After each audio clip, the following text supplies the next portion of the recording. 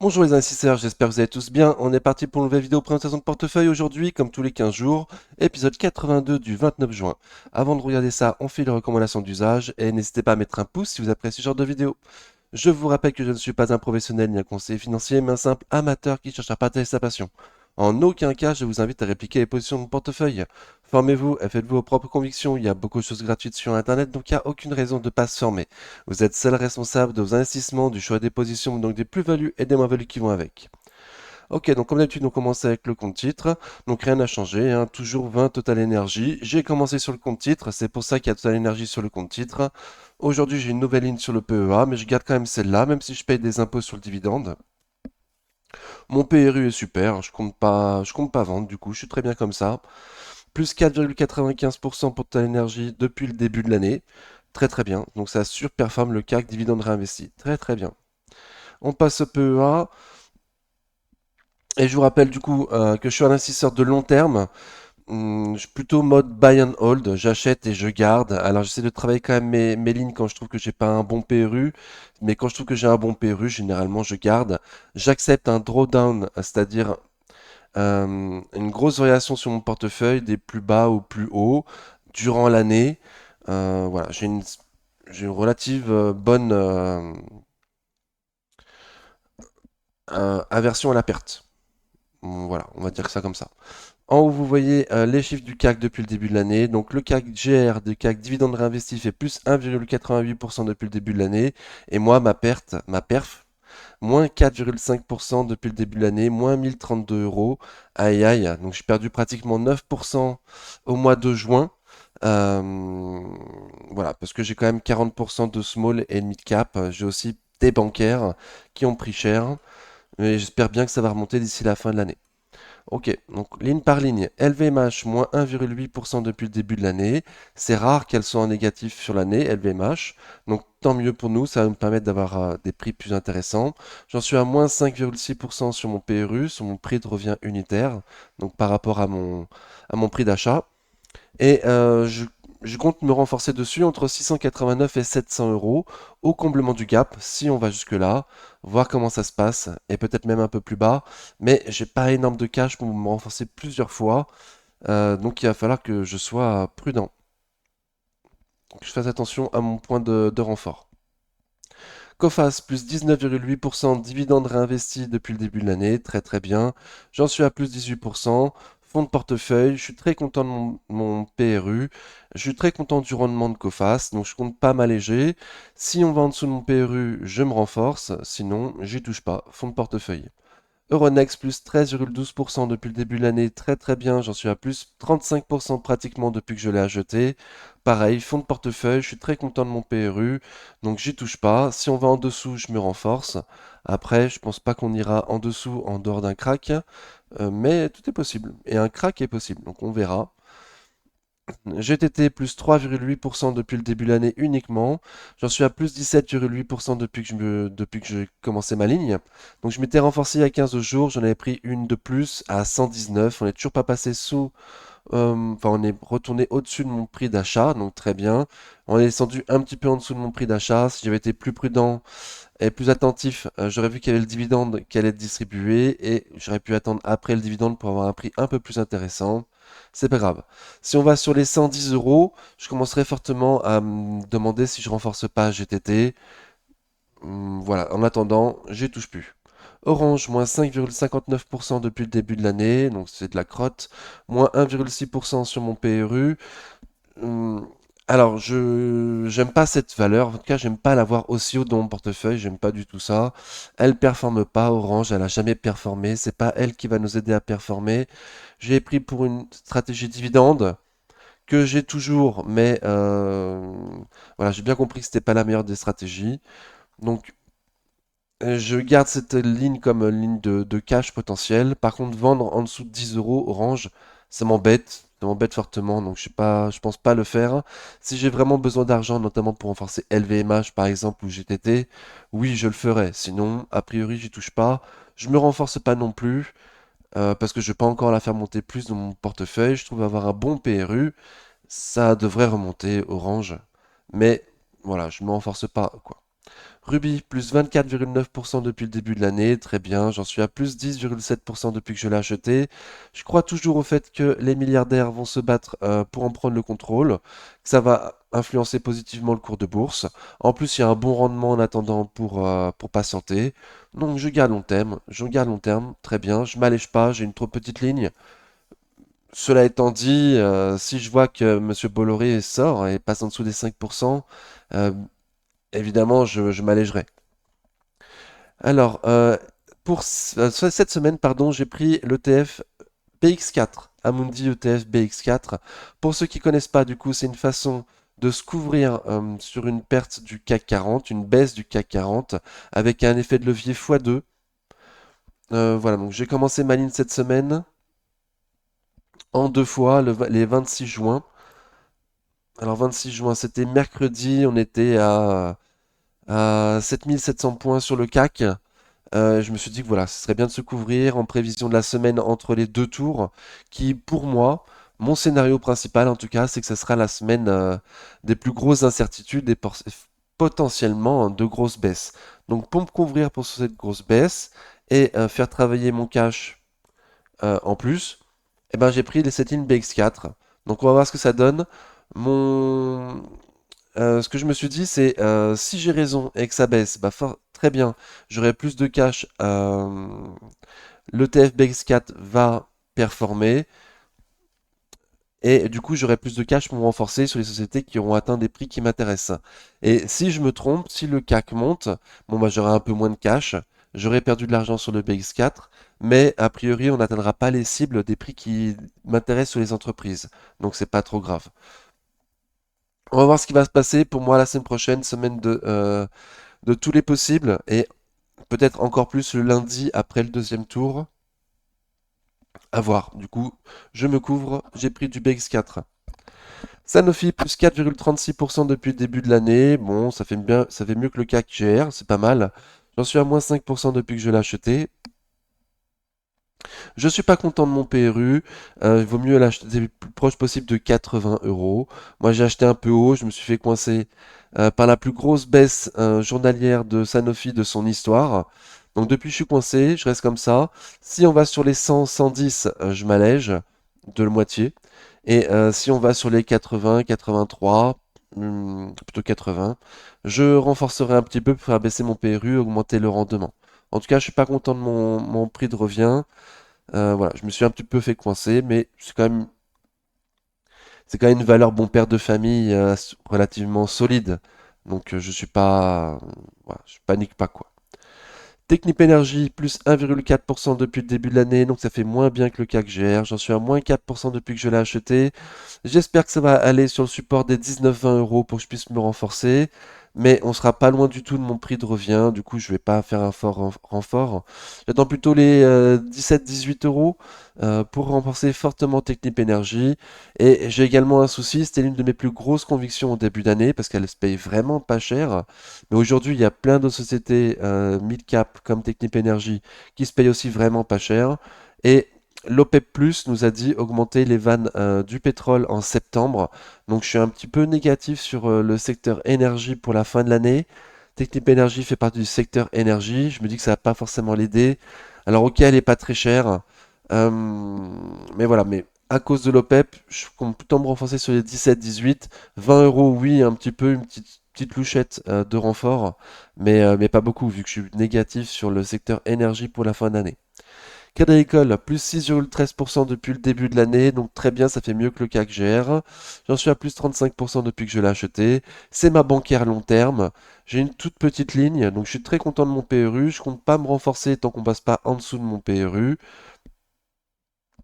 Comme j'avais bien senti que les bancaires allaient augmenter dans les 2 dernières années, ce qui s'est passé, j'ai pris une autre bancaire, j'ai pris Société Générale.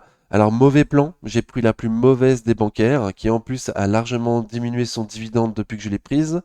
Donc très mauvais plan, j'aurais dû prendre la meilleure des bancaires, BNP, qui s'en sort beaucoup mieux, avec un bien meilleur rendement. Donc erreur à ne pas refaire. En plus, on s'est tapé du coup la crise de SVB Bank l'année dernière et cette année, la crise française politique. qui fait grandement chuter toutes les bancaires. Donc je suis en négatif sur ma Société Générale, j'en suis à moins 12%. Voilà, depuis, j'ai quand même touché des dividendes. Si on prend en compte les dividendes, je suis quand même positif, mais j'ai fait le mauvais choix en prenant Société Générale. J'aurais dû prendre BNP Paribas, il n'y a pas photo. Voilà, donc de nouveau à pas refaire. Donc c'est une ligne moyen terme. Je compte revendre vers les 30 euros, pardon, Société Générale. Voilà, en espérant qu'on y aille quand même, mais je devrais m'en débarrasser normalement en 2025. Ok, Equasens, moins 12,7% depuis le début de l'année. Aïe aïe, donc ça fait beaucoup moins bien que le CAC GR. J'en suis à moins 14% depuis que je l'ai acheté. Un PRU à 62 euros. Longtemps on m'a dit il est super ton PRU, tout ça, ça se payait beaucoup plus cher Equasens, 70, 80, 100 euros. Et depuis qu'on a touché les 46 euros, on me dit plus qu'il est super mon PRU.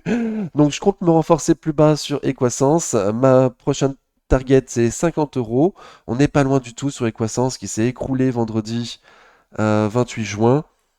Donc on n'est pas loin de ma première target pour un renfort sur les 50 euros sur Equasens. Voilà, je garde long terme, mais évidemment je suis très positif sur Equasens, du coup je ne vais pas vendre en négatif. Les prix en négatif sur cette société, c'est une occasion pour faire diminuer mon PRU. Donc je compte bien en tirer parti.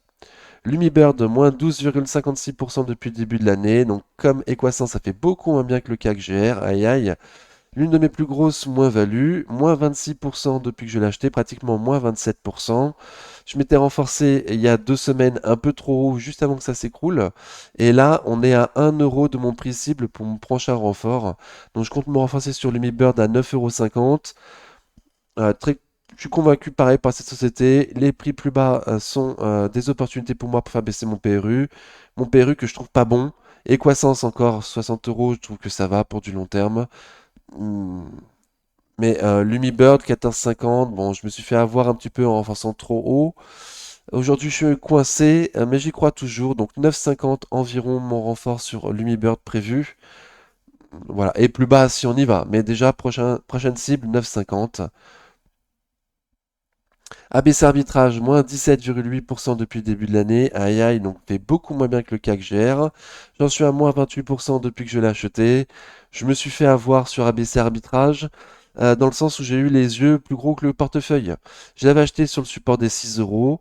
Et au lieu de me dire, bah, si ça casse les 6 euros, parce que c'est un gros support, et je rentre dedans plus tard si ça descend. Bah, j'ai pas à couper quand on est passé sous les 6 euros. Je me suis dit, c'est pas grave, je suis long terme, je renforce plus bas si on y va. Le problème, c'est que j'ai pas les moyens de mes ambitions, quoi. Donc, c'est compliqué de me renforcer sur ABC arbitrage. Il y a quand même un bon rendement en attendant, donc je suis content de mon dividende. On verra ça tout à l'heure sur le fichier Excel. Je compte me renforcer si on va sur les 3 euros environ. Ça fera 10% de rendement avec le dividende actuel. Et je veux pas. Enfin, j'ai longtemps hésité à la vendre là quand Monsieur Macron a dissous l'Assemblée nationale. Mais je me suis dit quand même qu'ABC Arbitrage, dans ces périodes d'incertitude, c'est là où elle performait bien, où potentiellement ils pourront faire des bons trading, des bons trades et du bon chiffre d'affaires du coup. Donc pour cette raison-là, j'ai pas voulu la vendre à baisser arbitrage, même si j'ai longtemps hésité pour récupérer le cash.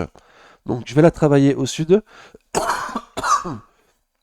4 euros déjà pour un... 4 euros et en dessous, c'est déjà un prix que je trouve pas mal sur ABC Arbitrage.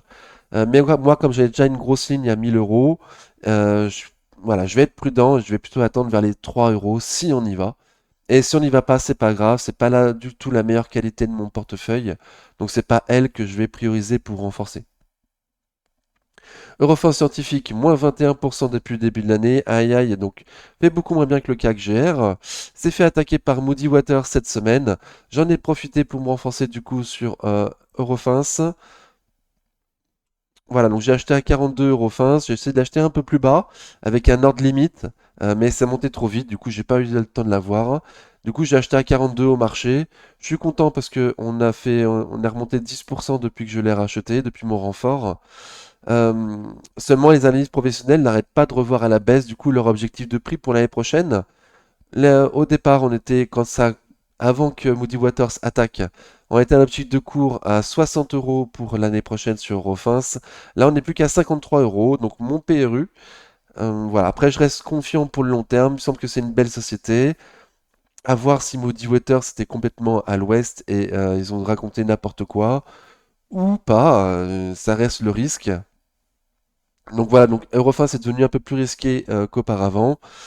Je reste pour l'instant confiant, je me suis renforcé.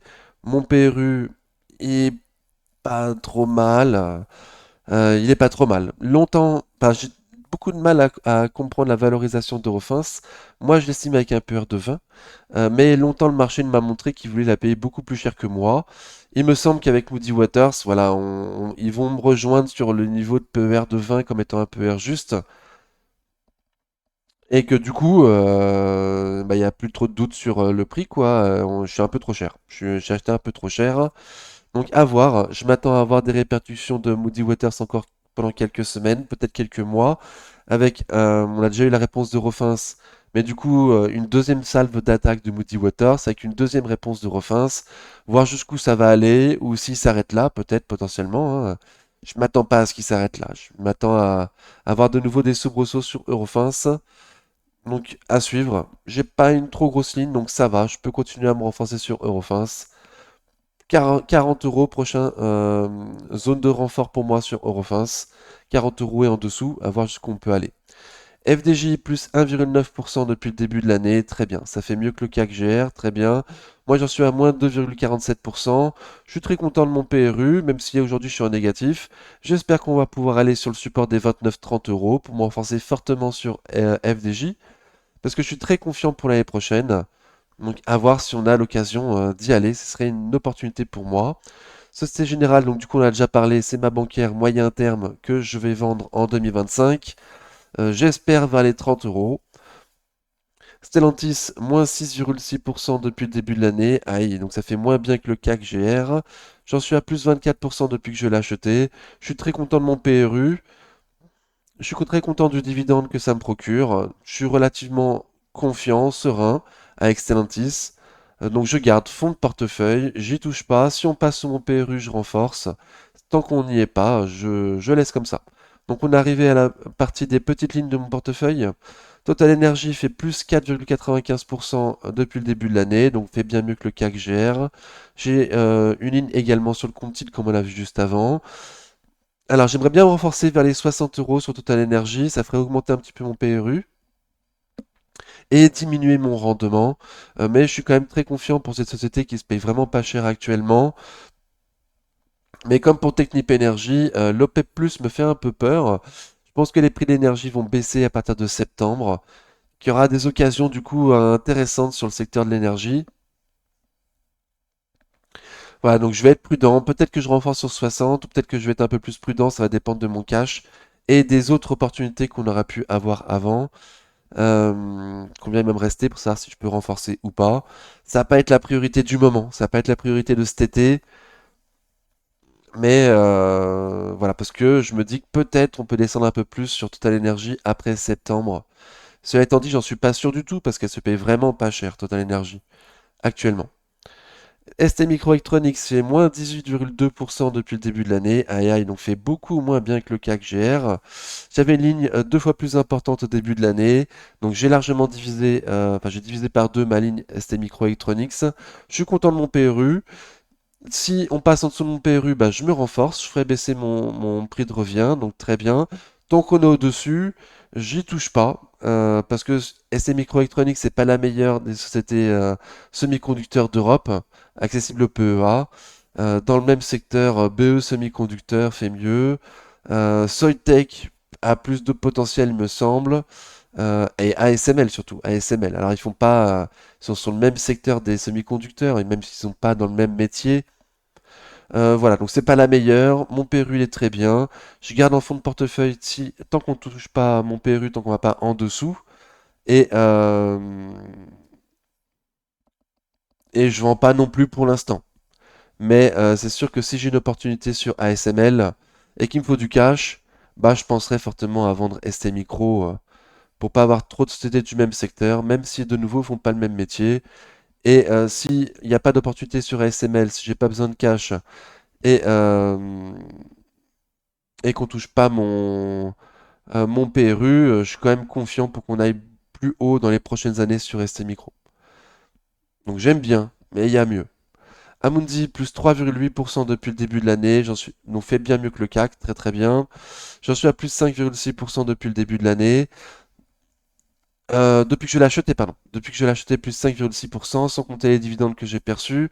Mon PRU, il est pas trop mal. Il est au milieu du graphique de long terme sur Amundi. Si on va plus bas que mon PRU, je me renforce. Prochaine cible, les 50 euros sur Amundi.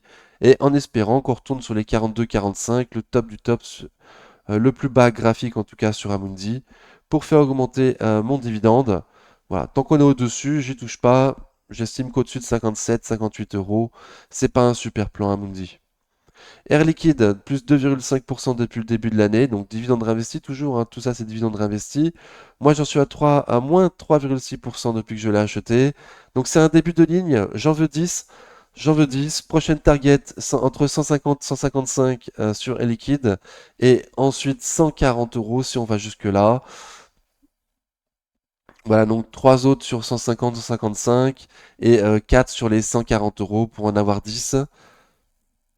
C'est mon objectif pour l'instant. Donc voilà, donc c'est qu'un début de ligne. On verra si on a les opportunités d'y aller ou pas. Métropole TV, moins 1% depuis le début de l'année. J'en suis à moins 13,6% depuis que je l'ai acheté. J'ai toujours dit sur la chaîne que Métropole, pardon, faut l'acheter en dessous de 12. J'ai jamais suivi mes propres plans. Là, on est en dessous de 12. Prochaine zone de renfort pour moi, c'est 11 euros. Pour faire baisser mon PRU que je trouve pas bon du coup. Et augmenter le rendement. Mais j'ai pas voulu trop non plus vendre cette ligne, m'alléger trop, parce que c'est un super rendement, c'est l'un des meilleurs rendements de mon portefeuille. Voilà, donc là, pâtit du fait du programme du Rassemblement national qui veut potentiellement privatiser le service public de l'audiovisuel. Donc c'est une opportunité pour nous, il me semble. On est en dessous de 12, en tout cas, ça me paraît intéressant. Prochaine zone de renfort, 11 euros. Ensuite, 10 euros. Bon. Reworld Media, moins 40,7% depuis le début de l'année. Aïe, aïe, aïe, aïe, aïe, aïe, aïe. Donc fait beaucoup moins bien que le CAC GR, bien évidemment. J'ai accepté il y a 2 semaines une énorme moins-value sur Reworld Media. Je m'entête quand même à vouloir rester dessus. Donc je n'ai repris tout de suite une ligne beaucoup moins importante, à un prix beaucoup moins important que mon prix de revient original. Mais je m'entête, je m'entête. Pour l'instant, j'ai largement tort. Ça fait au moins 2 ans que ça me pourrit le portefeuille. Je m'entête. Écoutez, je m'entête. J'arrive pas à trouver mon mot, mais je vends pas. Je suis persuadé que c'est vraiment pas cher à ce prix-là. Comme beaucoup de small and mid cap actuellement, c'est vraiment pas cher. Donc voilà, je vais pas vendre à ce prix-là. J'ai une petite ligne, par contre, je me renforce pas non plus. Même si je trouve que c'est un super PRU, j'ai d'autres sociétés en portefeuille qui sont bien meilleure qualité que je souhaite renforcer en priorité. Voilà, mais je suis têtu. Je suis têtu. Reworld Media comme Lumibird, je suis têtu, j'avoue. Je m'entête. Kering, moins 11,56% depuis le début de l'année, donc fait beaucoup moins bien que le CAC GR. J'en suis à pratiquement moins 30%. Rebondi sur le support des 300 euros. On a pris plus de 10% depuis qu'on a acheté le support des 300 euros. Je reste persuadé que le deuxième trimestre sera pas bon et que du coup on aura peut-être l'occasion au minimum de retourner sur les 300 euros, peut-être même un peu plus bas. Je vise M200 mois sur les 279 euros, 280. Euh, alors je me suis fait un petit peu hypnotisé par Kering. Elle est descendue petit à petit. Je la voyais descendre chaque jour, chaque jour, chaque jour. Je me suis fait hypnotiser. Je trouve que le management, il a fait les bons choix quand même pour remonter un petit peu la marque Gucci. Et ils font ce qu'ils ont à faire. Donc je reste confiant sur le management. Euh, voilà, donc je compte me renforcer. Potentiellement 280 et s'il le faut 300 euros uniquement. Mais je veux pas trop non plus en avoir de Kering. C'est pour ça que je suis exigeant, prudent sur le prix de renfort. Ok, sinon j'en ai pas parlé, mais vous l'avez vu, j'ai touché des dividendes cette semaine, enfin dans ces 15 derniers jours. GTT pour 25 euros, ST Microelectronics 1 euro. donc anecdotique. Sinon, j'ai parlé du fait que j'avais vendu l'immobilier européen. Ah, j'avais peut-être pas parlé. Je l'ai vendu pour récupérer le cash. Donc aujourd'hui, on est un petit peu au-dessus de mon prix de vente. Je reste quand même convaincu sur l'immobilier européen, sur cette ETF, avec la montée des taux et l'immobilier qui est vraiment au fond du trou actuellement. Alors, certaines sociétés sont au fond du trou. Je reste quand même, voilà, persuadé que ça va continuer à monter au moins pour 2025, mais il me fallait du cash. Je voulais pas me retrouver à court de cash dans une période d'opportunité, donc j'ai vendu. J'ai vendu à contre-cœur, mais j'ai revendu. Eurofins, on en a parlé, j'ai racheté lors de l'attaque de Moody Waters et l'ETF BX4 pour jouer la baisse du CAC 40, une couverture en cas de baisse forte du CAC 40. Ok, donc on passe au fichier Excel. Donc toutes les semaines, je marque où j'en suis par rapport au début de l'année.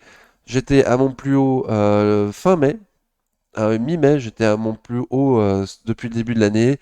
Depuis, j'ai perdu 9,4%. Aïe aïe, depuis mi-mai. Donc ça reste quand même des opportunités pour moi. J'ai 17% de cash. Alors si on rajoute en plus ce que j'ai mis sur le BX4, qui pour moi est une poche de liquidité, je suis bien à mes 20% de marge de sécurité comme je le souhaite. Voilà, en espérant que j'ai 1500 euros avec la baisse du CAC pour avoir un peu plus de cash pour renforcer les sociétés qui m'intéressent après des prix plus intéressants. Donc je me fais défoncer. Merci Monsieur Macron de nous donner les opportunités d'acheter le CAC moins cher, hein. Là-dessus il n'y a pas de souci. En attendant, je souffre un peu. Bon, ça m'empêche pas de dormir, c'est de l'argent dont j'ai pas besoin. Euh, voilà. Mais je fais quand même bien moins bien que le CAC 40, que le CAC GR, donc ça m'embête. Le CAC Mid and Small, lui, fait moins 3,8% depuis le début de l'année. Donc je suis pas très loin du CAC Mid and Small. Les Mid and Small se font déchirer. Et le MSCI World impérial fait plus 16%. On voit même pas sur le graphique du MSCI World qu'il y a un mini crack en France. Donc pour moi, ce qu'il faut que je retienne en tout cas de cette période, c'est que je suis pas du tout assez diversifié. Je cherche à me diversifier. Enfin, j'ai longtemps regardé les secteurs pour être bien diversifié au niveau des secteurs, en oubliant totalement la diversification géographique. Donc l'une de mes priorités pour moi pour 2025, quand j'aurai plus que 20% de liquidité, ce sera un ETF World. Ce sera de renforcer un ETF World. Alors, enfin, de commencer une ligne et peut-être même un DCA sur un ETF World. Pas le sous de CW8, plutôt le WPEA. Voilà, de iShare, BlackRock. Ok, donc ce sera plutôt pour 2025, à voir ma liquidité. Dès que j'ai plus de 20%, il est probable que je commence un DCA sur l'ETF MSCI World l'année prochaine. Ok. Ma liste de courses n'a pas changé. J'ai enlevé BNP pour être plus proche de mes prix de mes liquidités. Mais voilà, en cas de crack, c'est le top 4 que je souhaite avoir en portefeuille.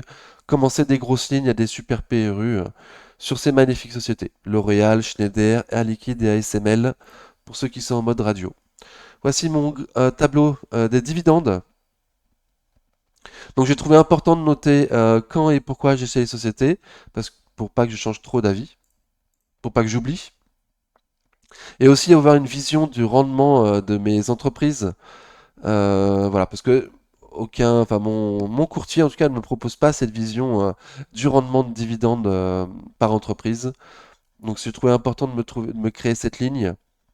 Quand j'ai commencé, j'avais une stratégie 50% dividende, 50% du portefeuille qualité croissance. J'ai fait sauter cette barrière mentale. Je ne souhaite pas avoir 50% de stratégie dividende parce que je fais des apports quand même annuels et que c'est vraiment une stratégie pas terrible, quoi. Les sociétés qui sont généralement, faut pas faire de généralité, elles sont toujours fausses. Mais généralement, les sociétés qui ont un rendement supérieur à 5%, c'est pas les meilleures des sociétés. Alors là, pour le coup, FDJ, je trouve que c'est une très belle société avec très beau potentiel pour l'année prochaine.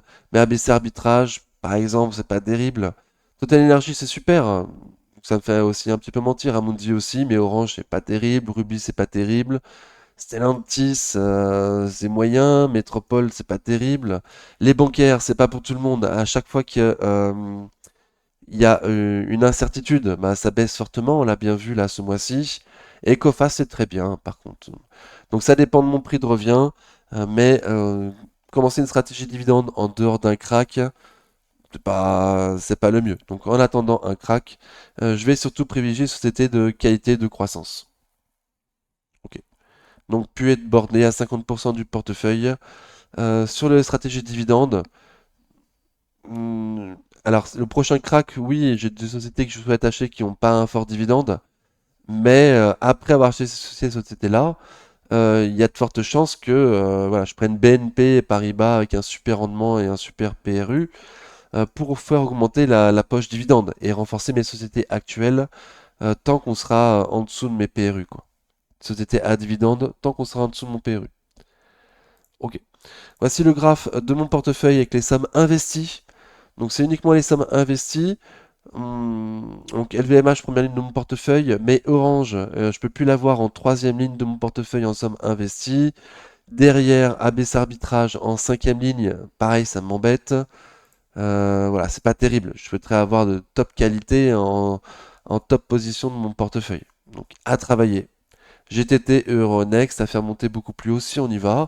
Ou en cas d'occasion, L'Oréal, Schneider, euh, Hermès, pourquoi pas, ASML, Air Liquide. Voilà, donc j'ai commencé une ligne sur Air Liquide dans cet objectif de la faire monter en haut de mon portefeuille, même si c'est en dehors d'un crack. Il vaut mieux acheter une magnifique société à un prix ordinaire qu'une société ordinaire à un super prix. C'est tout le propos d'ailleurs de la dernière vidéo de Master Bourse que je mettrai en lien de la vidéo. Il était très très clair là-dessus.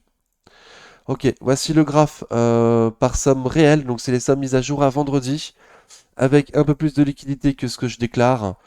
Voilà, pour montrer que j'ai bien 20% de marge de sécurité au niveau de la liquidité. Donc je mets un petit peu de mon épargne de précaution, même si normalement ça ne sert pas à ça. Et il est évident que si demain il y a une grosse occasion, bah, je saurai sortir l'argent de mon épargne de précaution. Ok. Et là, du coup, c'est beaucoup plus intéressant. Les 5 premières lignes de mon portefeuille, LVMH, Total Energy, Coface, Euronext, GTT. Voilà, ce serait super si c'était ça en somme investie. Mais là, c'est le cas euh, parce que Orange est en négatif, parce que je sais plus ce que ça a vu en top 4. ABC Arbitrage est fortement en négatif. Voilà, donc c'est pas la classe. Voici le graphe du coup par secteur. Comme j'ai dit, j'étais très impliqué dans le fait qu'il me fallait être diversifié au niveau des secteurs et en laissant totalement de côté le côté diversifié géographique. Aujourd'hui, cette crise qui est franco-française me fait bien comprendre qu'il faut que je pallie à ça, quoi. Donc pour moi, c'est l'ETF World le mieux placé. Alors pourquoi pas le SP500?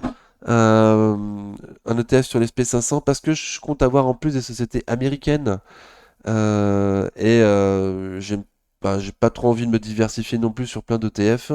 Donc c'est une façon d'avoir entre guillemets l'Asie, les pays émergents dans un ETF. Voilà, et pas être 100% américain quoi. Si j'ai un ETF SP500 et en plus des sociétés américaines, bah là je suis diversifié sur deux secteurs géographiques qui sont l'Europe et les États-Unis. Avec l'ETF World, il me semble que ça me permettrait d'être un peu plus diversifié géographiquement et me laisser un peu plus l'opportunité d'acheter Microsoft, Apple, Amazon sur le compte titre si j'en ai l'occasion. Ok. Sinon, rien de spécial à dire. Il faut que je fasse monter les secteurs qui sont tout petits. Sinon, il n'y a pas un secteur qui prend forcément le dessus par rapport à l'autre. Alors, secteur financier, oui, 20%, mais c'est pas non plus une proportion trop importante du portefeuille, quoi. Il me semble. Voici mon graphe par taille d'entreprise.